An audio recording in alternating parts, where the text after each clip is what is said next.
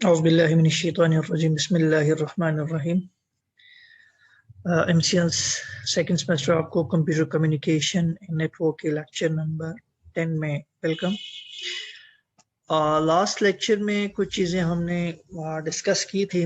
एक तो उनका ओवरव्यू मैं आपको दोबारा से दे देता हूँ ताकि आप दोबारा से कनेक्ट हो जाएं, चूँकि बीच में हमारे कुछ लेक्चर मिस हुए तो मे भी आपके ज़हन में वो चीज़ ना हो, और साथ अगर कोई चीज़ रह गई है तो वो भी आपको सही मानों में समझ आ जाए। हमने जो एक सीरीज शुरू की थी, जिस तरह से हमने ये चैप्टर वाइज काम पढ़ा था, मैं आपको दिखा देता हूँ। क्योंकि हमारा ये जो कोर्स है ये पूरा ये डिफरेंट लेयर्स पर मुश्तमिल था, TCP/IP के लेयर्स पर। तो वो हम कुछ इस तरह से चल रहे थे कि पहले तो हमने TCP/IP के लेयर्स को समझा था, फिर उसके बाद आपका जो फिजिकल लेयर के हवाले से आपका जो ये पार्ट है इसमें हमने पढ़ा। फिजिकल लेयर के हवाले से हमने चीज़ों को समझना था, इसमें हमने ट्रांसमिशन मीडिया को पढ़ा और फिर डिजिटल ट्रांसमिशन की तरफ, सॉरी हम फिर फिजिकल लेयर की जो इंट्रोडक्शन पे आ गए थे चैप्टर नंबर 3 पे, और फिर हम आगे चलेंगे, मूव ऑन करेंगे। फिजिकल लेयर के पार्ट 2 है और पार्ट 3 आ गया आपका डेटा लिंक लेयर। पार्ट 4 में हम नेटवर्क लेयर के बारे में पढ़ेंगे, जो कि इम्पॉर्टेंट लेयर होगी, आपकी थर्ड लेयर कहलाती है। तो लास्ट जो हमने चीज़ें पढ़ी थी उनमें हमने डेटा इन सिग्नल्स को समझा था। ये वाला डेटा इन सिग्नल्स का चैप्टर हमने स्टार्ट किया था, और एनालॉग सिग्नल के बारे में हमने कुछ चीज़ें पढ़ी थी, और वो हमने कुछ इस तरह से देखा था। डेटा और सिग्नल्स क्या चीज़ें होती हैं। डेटा जो एक्चुअल हमारी रिक्वायरमेंट होती है, जो हमें कहीं पर चाहिए, जो हम देखना चाहते हैं, लेकिन जब वो डेटा ट्रेवल करता है किसी मीडियम के ऊपर से, तो वो किसी फॉर्म में ट्रेवल करता है, वो अपनी शक्ल को चेंज करता है। वो जो फॉर्म होती है वो सिग्नल कहलाती है। अब वो फॉर्म या तो एनालॉग होगी या डिजिटल होगी। एनालॉग को हमने पढ़ा था कि एनालॉग हम उस वेव को कहते हैं जो सिग्नल, बेसिकली हम वो फॉर्म जिसमें एक साइन वेव बनती थी उसे हम एनालॉग कहते थे। इस तरह से हमारी साइन वेव बनती थी, ठीक है जी। अगर हम देखें तो ये था, analogue signal has infinitely many levels of intensity over a period of time, with the passage of time. वो काफी सारे लेवल से गुजरती है और एक साइन वेव क्रिएट होती है।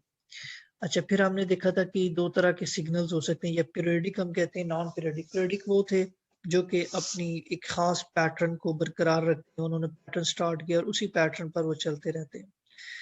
तो और ये मतलब एक एनालॉग सिग्नल है तो पीरियडिक भी हो सकता है, नॉन पीरियडिक भी होता है, लेकिन हम जनरल टर्म में पीरियडिक सिग्नल से मुराद लेते हैं एनालॉग को, और जो नॉन पीरियडिक है या अपीरियडिक है वो हम ज्यादातर डिजिटल उससे मुराद देते हैं, लेकिन ये दोनों में हो सकते हैं। और उसमें फिर हमने पीरियडिक एनालॉग सिग्नल जब पढ़ा था तो हमने कहा था कि जो हमारा सिग्नल होता है उसे हम साइन वेव कहते हैं। फंडामेंटल है पीरियडिक सिग्नल की, जिसे हम शो करते हैं एक वेव के साथ जो स्टार्ट होती है और एक खास पैटर्न के साथ एंड होती है, ये पीरियडिक है। और उसके बाद फिर हमने इसकी डिफरेंट पढ़ी अप्रोच, इसके करेक्टरिस्टिक्स पढ़ी, इसका एम्पलीट्यूड, फ्रीक्वेंसी के नंबर ऑफ कर्व वो कितनी बना रही है, एक सेकंड के अंदर कितनी पीक्स उसकी बन रही हैं, कितनी वेव्स बन रही हैं, ठीक है, वो उसकी फ्रीक्वेंसी कहलाती है। फिर हमने मैथमेटिकली थोड़ा सा देखा, फिर इसकी यूनिट्स को हमने डिस्कस किया। उसके बाद फेज, ठीक है, फेज क्या describe the position of a waveform relative to time, जहाँ से वो स्टार्ट हो रही है, वो कहाँ से स्टार्ट हो रहा है आपकी वेव, वो फेज कहलाता है। अच्छा, फिर उसके बाद हमने वेवलेंथ को स्टडी किया। फिर टाइम एंड फ्रीक्वेंसी डोमेन, ये अगर आपको पहले लेक्चर में सही समझ, दोबारा से मैं आपको बता देता हूँ। बेसिकली हमने ये मेजर की थी कि ये देखिएगा कि ये वेव बन रही है एक एनालॉग सिग्नल की, ठीक है, और ये एक सेकंड के अंदर लेट से 5 पीक्स बन रही हैं, 3 4 5 6, ठीक है, 1 2 3 4 5, इसकी जो है वो पीक बन रही है, इसकी वोल्टेज है, या इसकी 6 पीक्स बन रही है। अब ये जो 6 पीक्स हैं ये हम कैसे शो कर देते थे, यहाँ पे एक नंबर डाल के कि यहाँ पर इसकी 6 फ्रीक्वेंसी है, और ये इसका एम्पलीट्यूड है 5 वोल्ट, इसका एम्पलीट्यूड आ गया। तो इस तरह से सिर्फ हम एक सिंबल से बता देते थे कि ये इसकी फ्रीक्वेंसी क्या है जी, 6 हर्ट्ज है। क्यों, ये 6 के ऊपर हमने बस एक सिंबल डाल दिया और उसकी पीक बना दी जो इसके एम्पलीट्यूड का लेवल था। तो इस तरह से ये सारी चीज हमें ड्रॉ करने के बजाय हम सिर्फ एक सिंबल से इसको दिखा देते हैं। ये था फ्रीक्वेंसी डोमेन प्लॉटिंग, ये टाइम डोमेन और ये फ्रीक्वेंसी डोमेन प्लॉटिंग था। तो इसका एक फायदा हो जाता है कि सिर्फ आप एक ही सिंबल से समझ जाते हैं कि ये कहाँ तक इसकी पीक बनी। उसके बाद हमने देखा था कंपोजिट एक सिग्नल्स का कोई इतना खास फायदा नहीं होता इस फ्रीक्वेंसी में, तो वो हम फिर कंपोजिट सिग्नल हमने देखा था कि उसमें हम एक से ज्यादा सिग्नल को बेचते हैं। ये आपको थोड़ा सा बता देता हूँ। A single frequency sine wave is not useful in data communication में। अब एक अगर फ्रीक्वेंसी पे आप चीज को भेज रहे हैं तो वो कोई इतनी मुफीद चीज नहीं है। हमें we need to send a composite signal, a signal made of many simple sine waves, हम एक ही उस पे भेजते हैं। अब इसकी आपको टेलीफोन की एग्जांपल यहाँ पे उसने कोट की हुई है। अगर सिर्फ एक ही सिग्नल जाए डेटा कम्युनिकेशन में तो वो सिर्फ एक सिग्नल जा रहा है लेट से, तो उसमें आप सिर्फ एक टोन सुन रहे हैं। लेकिन मल्टीपल सिग्नल से क्या होता है, आपको टोन भी जारी होती है, दोनों लोगों की, जो दो लोग उस पर बात कर रहे हैं, कम्युनिकेट कर रहे हैं, उनके आपस में कम्युनिकेशन भी हो रही है। तो ये वो पिछले लास्ट लेक्चर में हमने कुछ चीजें डिस्कस की थी। तो ये भी लास्ट लेक्चर से ही मैं आपको कुछ चीजें दिखा रहा हूँ। अब इसमें क्या, if the composite signal is periodic decomposition gives a series of signals with a discrete frequencies। ठीक है, जब हम उसको उसको डिकम्पोज करते हैं तो हमारे पास वो अलग अलग से frequencies आ जाती हैं। If the composite signal is a non-periodic, the decomposition gives a combination of sine waves with a continuous frequencies। अगर हमारे पास वो नॉन पीरियडिक है तो जो डिकम्पोजिशन होगी वो हमें कॉम्बिनेशन देगी साइन वेव्स के कंटिन्यू फ्रीक्वेंसीज के। अब यहाँ पर अगर आप देखें, यहाँ पर ये कंपोजिट सिग्नल दिखाया गया है, इसको शायद लास्ट लेक्चर में सही तरह एक्सप्लेन नहीं किया गया, तब इसको देख लें। तो इनफैक्ट ये जो सिग्नल आपको एक कंपोजिट सिग्नल दिखाया गया हुआ है, इसके अंदर 3 सिग्नल हैं एक वक्त में जो ट्रेवल कर रहे हैं, लेकिन देखे जा रहे हैं कि वो एक ही इस तरह से ट्रेवल कर रहे हैं। ठीक है, अब इसमें जो सिग्नल दिखाए गए हैं वो एक, देखिए जब पहला एक सिग्नल जो है फ्रीक्वेंसी एफ के नाम से, कि वो एक यहाँ से देखिए ये एक दिखाया गया है सिग्नल इस तरह से यहाँ तक। ठीक है, ये एक सिग्नल हो गया। अब इसको आप यूं समझिए कि ये एक सिग्नल जो है ये एक ऐसे आ रहा है। ठीक है, मैं अगर इसको आपको डायग्रामेटिकली समझा दूं थोड़ा सा,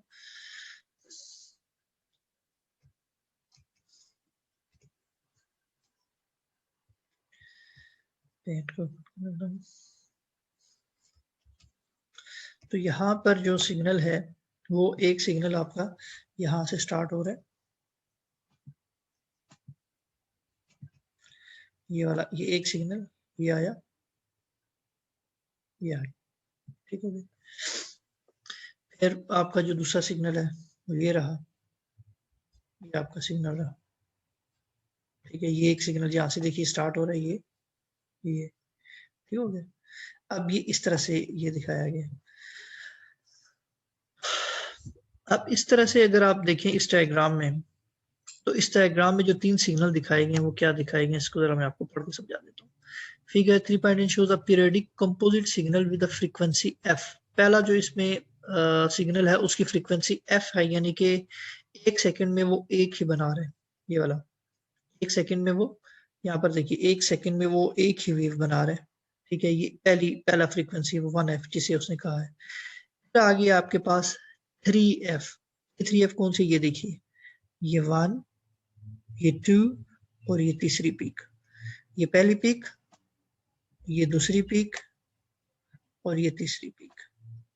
ठीक है, ये आपकी 3f आ गई। अब चूंकि हमारा जो सिग्नल है वो यहाँ से यहाँ तक है ना, ये देखिए यहाँ से यहाँ तक, ये हमारी एक सिग्नल 1f था। ठीक है, हमने इसी के अंदर काउंट, ये पहली एक ही पीक बनी इसमें, ये 1f आ गया। अब 3f इसमें कौन सी है, ये वाला पहली पीक, ये दूसरी पीक और ये तीसरी पीक। और 9f इसमें कौन सा है, 9f इसमें कौन सा है जी, ये देखिए ये पहली एक, दो, ये वाली देखिए 1, 2, 3, 4, 5, 6, 7, 8 और 9। देखा, तो ये 3 डिफरेंट फ्रीक्वेंसी को इकट्ठे किया गया और उसकी ये फॉर्म बनी। जब उसको डिकम्पोज किया गया तो ये फॉर्म बनी। ठीक है, यानी कि 3 सिग्नल्स को इकट्ठे किया गया तो ये फॉर्म बनी, और जब उसको डिकम्पोज किया गया वो इस तरह से डिकम्पोज होने के बाद उसमें से एक 1F निकली, एक 3F और एक 9F, यानी कि 9F, यानी कि इसकी फ्रीक्वेंसी 9 हर्ट्ज है। ठीक है, वो ये चीज कह रहा है कि periodic composite signal with the frequency f, this type of signal is not typical of those found in data communication. We can consider it by 3 alarm system। अगर आपके पास 3 alarm system है जिसमें आप 3 signals भेज रहे हैं तो उसको हमने किया। It is very difficult to manually decompose this signal into a series of simple sine wave. However, these are tools, both hardware and software, that can help concerned about it. Figure 3 shows the result of decomposition above the signal both time and frequency domain। तो जो इसमें show किया गया है, इसमें एक जगह और भी इसकी एक्सप्लेनेशन लिखी हुई थी, ये रहा। अब इसमें देखिए यहाँ पर वो एक्सप्लेन है, the amplitude of the sine wave with the frequency f is almost the same as the peak amplitude of the composite signal. ठीक है जी, the amplitude of a sine wave with the frequency 3f is a 1/3 of that. तो ये क्या है, जो आपकी 3f है ये 1/3 है आपके 1f की, 1/3। यहाँ पर आप देखें ये जो बनी थी, ये देखिए 1, यहाँ पर बनी 2 और तीसरी ये जाके आपकी वो तीसरी पीक बनी, तो इसको वो कह रहा है 1/3। और ये क्या है 1/9, 1/3 है जी। और ये आपकी क्या है डिकम्पोजिशन के बाद मजीद अगर आप देखें 1/9। ठीक है जी, अब इसको देखिए फ्रीक्वेंसी डोमेन पे क्या दिखाया गया, ये 1F एक ही था इसमें, और ये आपका 3F आ गया, ये आपका 9F आ गया। कि यहाँ पर उसकी 9 है वैल्यू, यहाँ पर अगर 1 है, अगर आप उसको प्लॉट करें जिस तरह से अभी थोड़ी देर पहले आपको दिखाया 1F, ये रहा फ्रीक्वेंसी, यहाँ पे उसने सारे लिखे नहीं है, ये देखिए जैसे 08 था 6 उसने लिख के दिखा दिया ना, ये 1 2 3। अब 1 पे उसने एक पीक बना दी, 3 वाली उसने 3 पे बना दी, और जो 9 वाली थी उस पे उसने 9 पे बना दी। ठीक है, तो इस तरह से जस्ट इसने बीच में 1 2 3 4 5 6 7 लिखा नहीं है, जस्ट फॉर नंबरिंग दिखा के उसकी पीक्स दिखा के, कि अब इसकी पीक देखें, इसकी पीक ये आ रही है, इसकी पीक यहाँ तक है, उसकी पीक और कम है। ठीक है, तो ये आपकी क्या है, ये पहली 1F 3F और 9F। तो ये 3, ये है जी कंपोजिट सिग्नल की एक एग्जांपल। ये लास्ट लेक्चर में कुछ थोड़ा सा ये चीज रह गई थी, इतनी अच्छी डिफाइन नहीं हुई थी, मैंने खुद भी फील किया। अब इस लेक्चर में हम स्टार्ट करते हैं जी डिजिटल सिग्नल्स। अब डिजिटल सिग्नल्स जो आज का आपका लेक्चर है उसमें हम डिजिटल सिग्नल को स्टार्ट करते हैं, और आज में आपने bit rate, bit length, digital signal as a composite analogue signal, ये क्या है। So in addition to begin represent as analog information, for example, 1 can be connected as a positive voltage and 0 as a 0 voltage। अब जब हम इसमें आते हैं तो इसमें हमारे पास 2 पोजीशंस होती हैं जी, 1 एंड 0 डिजिटल सिग्नल में। Digital signal can have more than 2 levels, इसमें एक से ज्यादा लेवल्स होते हैं। इसमें जब हम बात करते हैं, उसमें हमने पीक की बात की थी, एम्पलीट्यूड की बात की, इसमें लेवल्स आ जाते हैं जी। आपका जो हाई लेवल है वो 1, जो लो लेवल है वो 0 को शो कर रहा है। अब अगर आप यहाँ पर देखें, ये एक टाइम डोमेन दिखाया गया है कि इतने टाइम में ये कितने बिट जा रहे हैं, आते हैं इस पे। अब in this case we send more than 1 bit for each level, और figure 3.17 shows 2 signals, one with a 2 level and the other with a 4 level. We send 1 bit per level in a part of the figure and 2 bits per level in a part B of the figure। अब देखिए हो क्या रहा है, पहले तो सिर्फ पहले लेवल को समझेंगे तो आपको दूसरा लेवल भी आसानी से समझ आ जाएगा। ओके, ये आ गया जी हमारा टाइम फ्रेम। ये यहाँ से हम उसे नीचे जा रहे हैं, हमारे पास अगर 1 होगा तो हम क्या आ जाएगा जी, आपका जो सिग्नल बनेगी उसकी पीक बनेगी ऊपर, जब 0 पर पहुंचेंगे तो एकदम से गिर जाएगा। 2 digital signals, one with 2 signal levels and the other with 4 signal levels.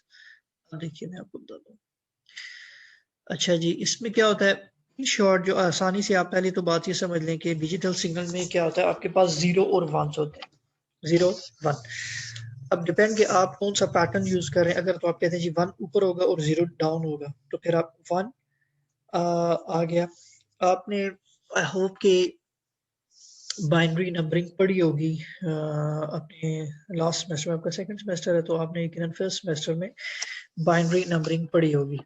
अगर आपने नहीं पढ़ी तो प्लीज़ ग्रुप में मुझे बता दीजिए, तो मैं आपको वो भी समझा दूंगा आसान से कि जो हमारे पास बाइनरी नंबर सिस्टम है उस पर अगर आप कन्वर्जन कर लेते हैं, मसलन डेसिमल से बाइनरी कन्वर्जन अगर आपको पता है तो ठीक है, नहीं है तो मैं इसको आपको डिटेल में समझा दूंगा। बहरहाल डिजिटल में या बाइनरी में हमारे पास आपको पता है कि 1 या 0 होता है, और ये एक शॉर्टेस्ट बिट होती है हमारे पास जब भी हम डेटा रेट को भेज रहे होते हैं। तो उसमें क्या होता है, एक 1 या एक 0, ये पूरा जो एक पैटर्न लिखा है 1 0 1 1 0 0 0 1, ये 8 बिट का एक पैटर्न है। ये कुछ लिखा हुआ है, ठीक है। इसका कुछ ना कुछ मीनिंग है, यानी कि ये डेसिमल में कोई ना कोई वैल्यू बन रही है, ये डेसिमल में कोई ना कोई वैल्यू बन रही है 1 2, और ये बन क्या रही है जी। अच्छा मैं गूगल पे आता हूँ, आपको एक शॉर्टकट वे भी बता देता हूँ, उसको बजाय बाद में आपको ये सिखाऊंगा भी मैं। तो वो है जी बाइनरी डेसिमल कन्वर्जन कन्वर्टर, आप लिख दें और यहाँ पे जस्ट वो आप ये नंबर डाल देंगे जो हमारे पास यहाँ पे था 1 0 1 1 ट्रिपल 0 1 1 0 1 1 ट्रिपल 0 1। ये 8 बिट में 1 2 3 4 5 6 7 8, 8 बिट में नंबर है, ये 177 लिखा हुआ है, ठीक है। ये 177 लिखा हुआ है डेसिमल में। ये जस्ट इस इजाफी चीज समझा रहा हूँ। अब ये जब एनालॉग में ये ट्रैवल करेगा तो वो उसकी जो डिजिटल फॉर्म बनेगी, यानी कि आपका ये 177 लिखा हुआ है, अब उसकी जो डिजिटल फॉर्म बन रही है, अगर इसको यहाँ पे बना लेता हूँ, यानी कि आपने क्या किया जी 177 लिखा, सॉरी, तो आप 177 अब आपका ट्रैवल होने लगे, यानी कि आपका इनफैक्ट जो है वो आपका जो डेटा है 177 है। अब वो बाइनरी में ट्रैवल किस तरह करेगा, उसकी फॉर्म क्या बनेगी 1 0 1 1, और जो सिग्नल बनेगा वो कुछ इस तरह से बनेगा, 1 आ जाएगा तो ऊपर, 0 आ जाएगा तो नीचे ले जाएंगे, तो ये उसका एक सिग्नल की टाइप। फिर 1 1 ऊपर आ गया, फिर 0 0 0 और फिर 1 आ गया, ठीक हो गया जी। अब ये जो होता है ये हमने 2 लेवल्स में दिखाया है, और इसके लिए जो एक फार्मूला यूज किया जाता है 2 सिग्नल्स के लिए, वो log 2 4 का अगर आप log 2 लेंगे तो वो आपके पास 2 बिट्स इन अ पार्ट भी आ जाता है, ठीक है जी। shows the 2 signals, one with the levels in the reverse. For we send 1 bit per level in a part of the figure and 2 bits per level in a part B of the figure. In general, if the signal has L levels, अगर आपके पास levels L हैं यानी कि 2 levels हैं, each level needs a log 2L। अब यहाँ पर देखिए, अगर आपके पास ये बड़ा सादा सा एक फार्मूला है, मैं आपको समझा देता हूँ। L से क्या मुराद है, लेवल्स, तो वह आपने लिखने के, अगर आपके पास ला और यहाँ पे 2 क्या है, ये उसका लॉग है, यानी कि log 2 आप लेना है किसका, लेवल्स का, तो आपके पास आ जाएंगे, जो उसका आंसर आ जाता है वो भी आ जाता है 2 बिट्स। अब यहाँ पर हमारे पास चूंकि 2 लेवल्स हैं सिर्फ, तो अगर आप log 2 ऑफ 2 लेंगे तो आपके पास 1 आएगा, वो इस मीन्स कि यहाँ पर आप 1 बिट यूज कर रहे हैं। लेकिन यहाँ पर अगर आप देखें 4 पे, तो वहां पर आप कितनी बिट यूज करें, 2 बिट्स यूज करें, ठीक है जी। अच्छा, अब आप देखें कि अब यहाँ से 2 लेवल पे उसको समझ लें, 16 बिट सेंट इन 1 सेकेंड, अगर आप 16 बिट्स भेज रहे हैं 1 सेकेंड में, तो वो उसका सिग्नल कैसे बन रहा है। अच्छा, उससे पहले एक चीज और समझ लें, हमने हमने क्या किया था, 177 को जब भेजा था तो उसके लिए हमारे पास ये डिजिटल एक चीज बनी थी। तो देखिए ये एक खास पैटर्न को तो नहीं फॉलो करा ना, ये देख लीजिए, ये नॉन पीरियडिक या अपीरियडिक सिग्नल हम इसलिए डिजिटल को कहते हैं कि ये जो है एक खास पैटर्न को नहीं कर रहा होता और ये अपीरियडिक होता है। एक चीज। अब आ जाते हैं इस दूसरे लेवल को समझिए। यहाँ पर 1 और 1 यानी कि दोनों 1s हैं, तो आप ये ऊपर आ गया। अब ये क्या 1 0। अब 1 के बाद 0 आ रहा है, तो उसने क्या किया, यहाँ तक तो 1 था, ये एक लेवल डाउन कर दिया। अब फिर 0 और 1 आ गया, यानी कि 1 पे उसने क्या किया, लेवल 3 पे उसने उसको यहीं पे रखा। उसके बाद 1 के बाद 0 था, तो उसको नीचे लाके उसने ये कर दिया। अब देखिए 0 1 आ गया। अब 0 1 है, वो 0 को पहले नीचे ले आया एक मजीद, और 1 को वहीं पर स्टेबल रखा। अगला भी 0 1 है, वहीं पे रहा। मजीद 0 0 आ गया तो और नीचे चला गया। ये इस तरह से इसकी एक फॉर्म बन रही होती है। Digital signal has 8 levels. How many bits are needed per level? We calculate the number of bits per level. अगर आपके पास 8 लेवल्स हैं तो आपके पास 3 बिट्स आ जाएंगे। ये भी हमने 4 लेवल पे किया था। 8 लेवल पे करेंगे तो आपके पास 3 बिट्स के साथ अगर आप एक लेवल पे रखते हैं तो वो आ जाता है, उसकी बिट 3 आ जाएंगी। और लेवल अगर आपने 8 रखने हैं तो उस पर 3 बिट्स रखेंगे। तो वो कैसे हो जाएगा जी, अगर आप यहाँ पर देखें, ये 2 लेवल्स थे इसके, ठीक है। ये इसका लेवल 1 था, ये दूसरा लेवल, ये तीसरा, यानी कि इधर से नीचे लेवल 1 2 3 4 है। तो यहाँ से अगर आप इसको स्टार्ट करें तो इसमें हमारे पास बिट्स कितनी यूज हो रही है, 2 बिट्स यूज हो रही हैं। और अगर आप 3 बिट्स यूज करेंगे यहीं पर तो वो क्या हो जाएगा जी, आपके फिर 8 लेवल बनेंगे, ठीक है। और ये इसका मतलब ये है। अब बिट रेट क्या चीज होती है जी। Most digital signals are non periodic. अभी जो आपको मैंने बात बताई कि ये नॉन पीरियडिक है, चूंकि ये खास पैटर्न फॉलो नहीं करता, तो ज्यादातर जो डिजिटल सिग्नल्स होते हैं वो नॉन पीरियडिक या अपीरियडिक भी कहते हैं इनको। And thus period and frequency are not appropriate characteristics. Another term bit rate. तो इसलिए इसके लिए वो कह रहे हैं कि जो पीरियड्स या फ्रीक्वेंसी इसके लिए कोई अप्रोप्रिएट कैरेक्टर नहीं है, तो उसके लिए फिर आप इसके लिए जो टर्म यूज करते हैं फ्रीक्वेंसी की जगह, सेम लाइक फ्रीक्वेंसी में कि वो आपने देखा था वो कितनी वेव बना रहा था एक सेकंड में, हमने ये देखना है कि ये एक सेकंड में कितने बिट्स भेजता है। अनदर टर्म उसको हम क्या कहते हैं जी, बिट रेट। फ्रीक्वेंसी में क्या था, वो कितनी साइन वेव एक सेकंड्स के अंदर बनती थी। इसमें क्या है कि ये कितने बिट्स एक सेकंड के अंदर भेजता है। It is used describe a detailed signal. The bit rate is the number of bits sent in 1 second. एक सेकंड में मिसाल के तौर पर जो भी हमने डायग्राम देखी, अगर वो एक सेकंड में 1 2 3 4 5 6 7 8 8 बिट्स वो एक सेकंड में भेज रहा है, तो इसका जो बिट रेट होगा वो क्या होगा, 8 बिट पर सेकंड। यानी कि एक सेकंड के अंदर 8 बिट्स भेजना। हो गया जी। Bit rate is the number of bits sent in 1 second expressed in bits per second, BPS हम उसको लिखते हैं। और assume we need to download text documents at the rate of 100 pages per second. अगर एक एग्जांपल दे रहा है कि 100 पेजेस एक सेकंड में अगर आप डाउनलोड करना चाहते हैं तो what is the required bit rate of the channel. अब देखिए आप 100 पेजेस हैं और ऑफ उसका डॉक्यूमेंट्स और द रेट ऑफ 100 पेजेस पर सेकंड, एक सेकंड में वो 100 पेजेस डाउनलोड करने की सलाहियत रखता है, तो उसका बिट रेट क्या बनेगा, ठीक है। तो अब देखिए उसको निकालना कैसे है, is an average of 24 lines. एक पेज में अगर हम एवरेज निकालें जी 24 लाइंस हैं, और हर एक में 80 करेक्टर्स हैं, हर लाइन में 80 करेक्टर्स आ गए, और उसमें कितनी है 24। देखिए 24 मल्टीप्लाई बाई 80 हो गया। If we assume that one character require 8 bit, अगर एक जो करेक्टर है वो 8 बिट का है, तो 100 पेजेस मल्टीप्लाइड बाई 24 उसकी लाइंस, मल्टीप्लाइड बाई 80 करेक्टर्स, और मल्टीप्लाइड बाई 8 बिट, यानी कि एक करेक्टर आपका 8, जैसे नहीं आप टाइम और सेकंड्स को आप कर दे, तो ये आपका बन गया 1536, कि 15,36,000 बिट्स पर सेकंड में आएगी अगर आपकी स्पीड कितनी है 100 पेजेस पर सेकंड में कहीं से आपको डाउनलोड कर रहे हैं, वो आपकी 1.536 मेगा बिट पर सेकंड, जो कि ये नंबरिंग शायद मैं आपको पढ़ा दूंगी, नहीं तो आगे आ जाएगी। तो वह है कि आपकी बाइनरी बिट्स होती हैं, फिर आपकी बाइट्स होती हैं, ये आपने पढ़ा होगा लास्ट सेमेस्टर में। बिट, फिर बाइट आ जाती है, फिर मेगाबाइट, फिर गीगाबाइट, इस तरह से चलता जाता है। यहाँ पर आप बिट रेट कैसे मालूम करते हैं? बिट पर सेकेंड। आगे चलते हैं जी मजीद। अब बिट लेंथ आ जाती है।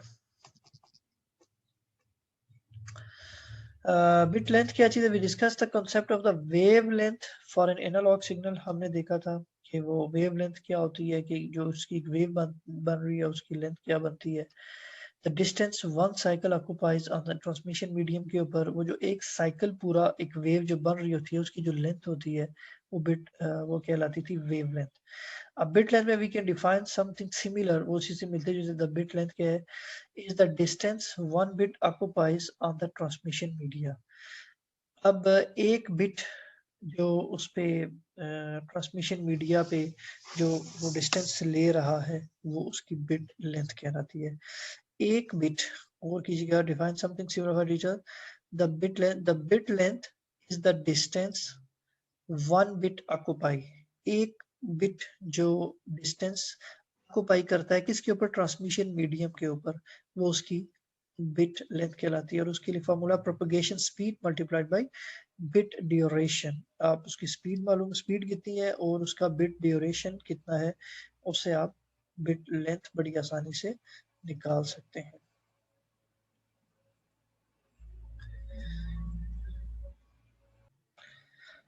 अच्छा, कंपोजिट सिग्नल पे जाने से पहले मैं आपको ये चीज़ जो है इसको मज़ीद क्लियर कर दूँ। मैंने खुद भी चेक की है। देखिए, हमारे पास जब ये सिग्नल होगा उस तरह से, एक सेकेंड, स्क्रीन,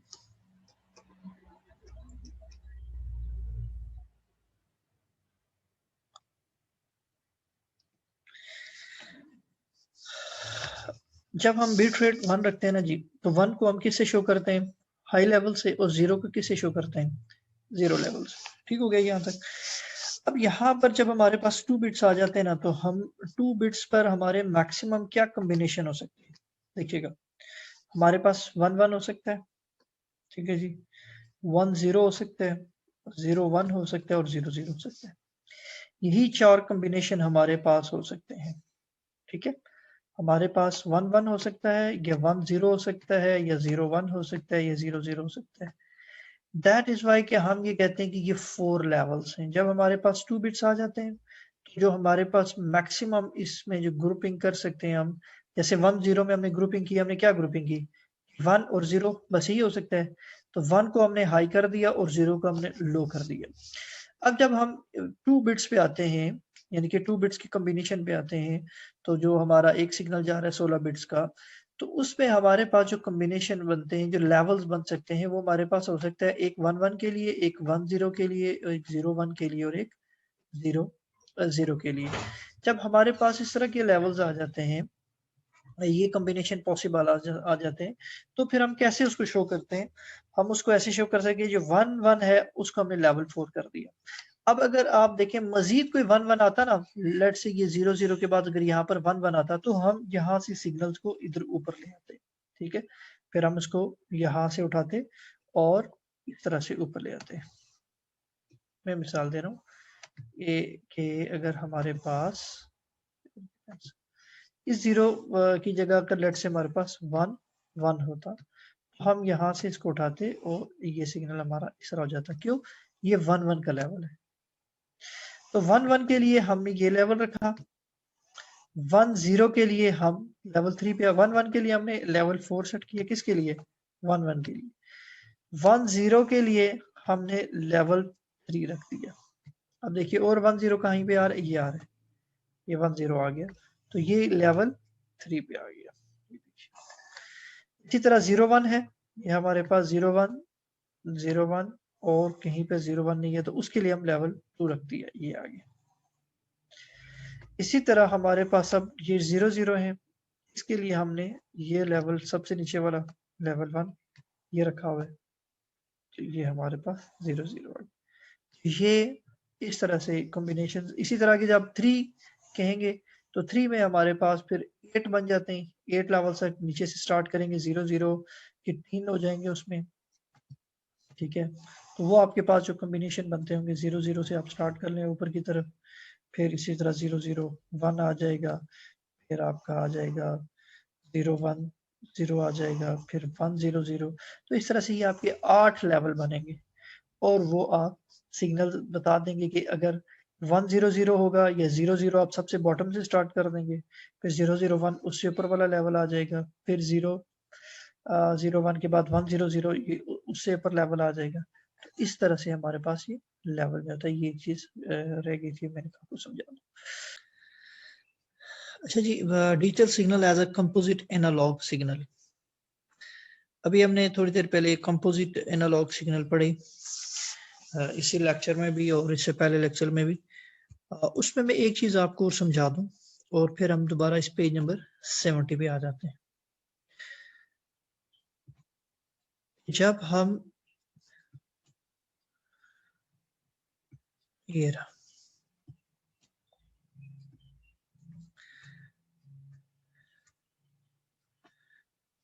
जो होता है ना हमारे पास नॉन पीरियडिक सिग्नल्स, ये जो हमने अभी थोड़ी देर पहले इसी लेक्चर के स्टार्ट में कंपोजिट सिग्नल्स देखे थे, ये पीरियोडिक सिग्नल थे जिसमें हमारे पास ये 3 सिग्नल्स थे, 1F 3F और 9F।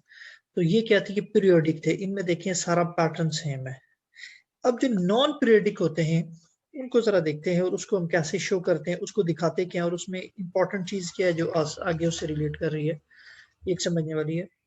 वो है जी figure 3.1 shows a non periodic composite signal. अब ये जो फिगर है हमारे पास, ये एक नॉन पीरियोडिक कंपोजिट सिग्नल को शो कर रही है। ये वाली देखिए, टाइम डोमेन में हम उसको इस तरह से देखेंगे और फ्रीक्वेंसी डोमेन में अब आप हम उसको इस तरह से देखेंगे। अब हमें टाइम डोमेन का भी पता है, उसमें हम कैसे शो कर रहे होते हैं जो हमारी बन रही होती है, और फ्रीक्वेंसी डोमेन में भी हम उसको देख चुके हैं। अब एक दफा दोबारा इसको देखना, ये देखिए ये टाइम डोमेन है, टाइम डोमेन में एक कर्व बन रही है, एक साइन वेव बन रही है, और फ्रीक्वेंसी डोमेन में हम उसको जस्ट दे देते हैं एक एग्जैक्ट नंबर, एक वर्टिकल लाइन डाल के उस नंबर के ऊपर। ये हम अभी देख चुके हैं। यहाँ पर देखिए कि इसमें जब हमारे पास कंपोजिट सिग्नल में असल में प्रॉब्लम क्या होती है, एक प्रॉब्लम से मुराद है कि इसका इशू क्या है जो समझने वाला है, वो ये है कि non predict composite signal it can be signal created by micro. अच्छा, ये जो सिग्नल है किसी माइक्रोवेव फोन से हो सकता है, मसलन आपने कोई वर्ड बोला और आप उसको रिपीट कर रहे हैं, ठीक है, उस वर्ड को डिफरेंट टून्स के साथ आप टू टू टू टू टू, अब मैं बोल टू ही रहा हूँ लेकिन वो मुख्तलिफ उसके साथ बोल रहा हूँ, ये क्या होगा, ये एक कंपोजिट एक सिग्नल बन जाएगा, उसकी फ्रीक्वेंसी चेंज हो जाएगी। इन this case a composite signal can not be periodic. अब यहाँ पर इंपॉर्टेंट बात यह है कि अब ये जो कंपोजिट सिग्नल था ना, जिसमें एक से ज्यादा सिग्नल्स मौजूद हैं, अब क्या हुआ, ये पीरियोडिक नहीं रहा, ये अपीरियोडिक या नॉन पीरियोडिक बन गया है, because it implies that we are repeating the same words with exactly the same tone के साथ अगर हम वो रिपीट कर रहे हैं तो एक से ज्यादा सिग्नल्स बन गए। अब इसमें देखिएगा, in the time domain representation of this composite signal there are an infinite number of simple. ये एक इंपॉर्टेंट बात है जो आपको बहुत कंफ्यूज करी है या जिसने मुझे कंफ्यूज किया हुआ था, लेकिन मैं आपको ये समझा देता हूँ। There are infinite number of simple sine frequencies. पहली बात आप ये समझ लें कि इसके ऊपर जो साइन वेव्स बन रही हैं, देखिए ये एक साइन वेव बनी, अगली चेंज होगी ना, इस तरह की जो साइन वेव बन रही है, एक ये बन रही है, एक ये बन रही है, एक ये बन रही है, ये इन्फिनिट होंगी। लेकिन क्या होगा, लेकिन क्या होगा, जो इसकी रेंज है वो एक हद तक ही रहेगी। बात समझ आ रही है? यानी सबसे पहले की जो साइन वेव्स हैं, मतलब ये साइन वेव बन रही है, ये बन रही है, ये बन रही है, ये बन रही है, ये एक ही बन रही है। अच्छा, ये जो साइन वेव्स बन रही है ना, ये डिफरेंट हो सकती है, ये अनलिमिटेड है, ये इन्फिनिट है, ये इन्फिनिट होंगी, जो फ्रीक्वेंसीज होगी वो इन्फिनिट होगी। जो इसकी रेंज होगी ना, वो आपकी 0 to 4 के, अगर आप ह्यूमन वॉइस की अभी हम चूंकि एग्जांपल ले रहे हैं, तो वो इंसान जो सुन सकता है वो 0 से लेकर 4000 हर्ट्ज या 4 किलो हर्ट्ज तक, 4000 हर्ट्ज या फिर 4 किलो हर्ट्ज तक वो सुन सकता है। उसको जब आप बयान बनाएंगे इसके अंदर, अब इसमें ये जो रेंजेस बन रही हैं कोई इस तरह की, ये तो इन्फिनिट होगी, लेकिन इसकी जो रेंज होगी वो मैक्सिमम 0 से 4 किलो हर्ट्ज तक होगी। अब ये although the number of frequencies the human voice is infinite, number of frequencies तो इनफिनिट होंगी लेकिन द रेंज इज लिमिटेड। ये एक इम्पॉर्टेंट बात है, जो जो सारा इसका मुद्दा है वो इसी के है कि नंबर ऑफ फ्रीक्वेंसीज हम जो बोल रहे हैं उसमें जो वेव्स बन रही है वो डिफरेंट हो सकती है, वो इनफिनिट, उसको आप काउंट नहीं कर सकते। लेकिन जो उसकी रेंज है जो हमारे सुनने की सकता है, या वो 0 हर्ट्ज होगी, किलो इतने हो सकती है। यानी कि ये क्या है कि वो 1 सेकंड के अंदर या तो वो 0 वेव बनाएगी, या 1000 बनाएगी, या 2000 या 4000 वेव। तो 1 सेकंड के अंदर जो ह्यूमन वॉइस है वो 1 से लेकर 4000 वेव बना सकती है। अब वो जो है उसकी जो है कौन कितनी बनाता है, जो अपना उसमें जो नंबर ऑफ फ्रीक्वेंसी जो बन रही हैं, जो वेव्स बन रही हैं, वो किस तरह की बन रही हैं, ऊपर का, ये इनफिनिट होता है। अब note that the frequency decomposition of signal used. अब जब हम आते हैं ना टाइम डोमेन पे, उसको जब फ्रीक्वेंसी डोमेन पे, यहाँ पर तो हमको बात समझ आ गई, लेकिन the frequency decomposition of signal use continues कर, तो उसमें हमारे पास जो एक कर्व बनती है ना, अगर यानी कि इसी को आप बनाना चाहते हैं तो इसकी हम एक जो कर्व बनाएंगे वो इस तरह से, ये फ्रीक्वेंसी में आप ये बना देंगे बस, और इसको आप अंदर से फिल कर देते हैं। फिल इसलिए कर देते हैं कि ये इन्फिनिट है, कहाँ पर क्या चीज बनी है कोई पता नहीं, लेकिन रेंज इसकी क्या है, 0 से लेकर 4 तक है। और किसी भी फ्रीक्वेंसी टाइम पर यहाँ पर आप उसका एम्पलीट्यूड कैसे मालूम करेंगे कि उस पॉइंट पर आप किसी भी amplitude for a sine wave of frequency F, यहाँ पे किसी की भी आप निकालना चाहते हैं तो ऊपर से एक ड्रॉ करें लाइन, और वहां पर जिसकी पीक आ रही है वो उसका एम्पलीट्यूड हो जाएगा। अच्छा जी, अब देखें there are infinite number of frequencies हैं जी, इसके अंदर, इस रेंज के अंदर infinite number of frequencies, number of sine waves बन रही हैं। To find the amplitude related to the frequency, किसी भी frequency related, we draw a vertical line at a f to intersect the envelope curve। ये देखिए जैसे लिफाफा नहीं होता, ये envelope curve बन गई है, तो वही envelope curve से मुराद है। The height of the vertical line is the amplitude of the corresponding frequency। अब जहां से भी आप उसकी लेना चाहते हैं वो उसकी जो हाइट होगी उसका एम्पलीट्यूड होगा। यहाँ तक बात समझ आ गई।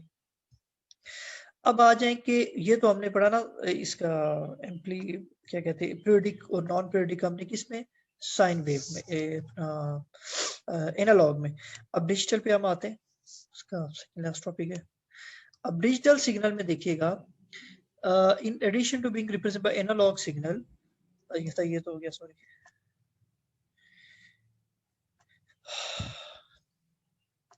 Digital signal as a composite signal. अब आ जाते हैं जी कि जो डिजिटल सिग्नल है वो कंपोजिट एनालॉग सिग्नल होता है। ठीक है जी, डिजिटल सिग्नल जो है वो कंपोजिट एनालॉग सिग्नल है।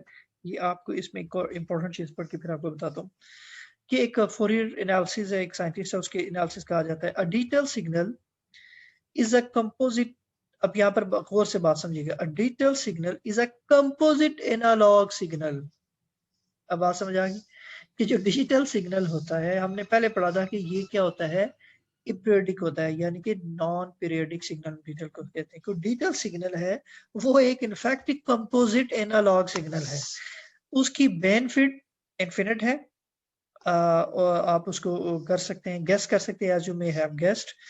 We can intuitively come up there with this concept when I considered a digital signal। हम एक इसका मतलब ये है कि हम एक कॉन्सेप्ट लेते हैं। क्या कॉन्सेप्ट, एक जब भी हम डिजिटल सिग्नल की बात करेंगे तो हमारे पास एक कॉन्सेप्ट आ जाएगा। हम इंट्यूटिवली हम एक लेते हैं, कॉन्सेप्ट लेते हैं।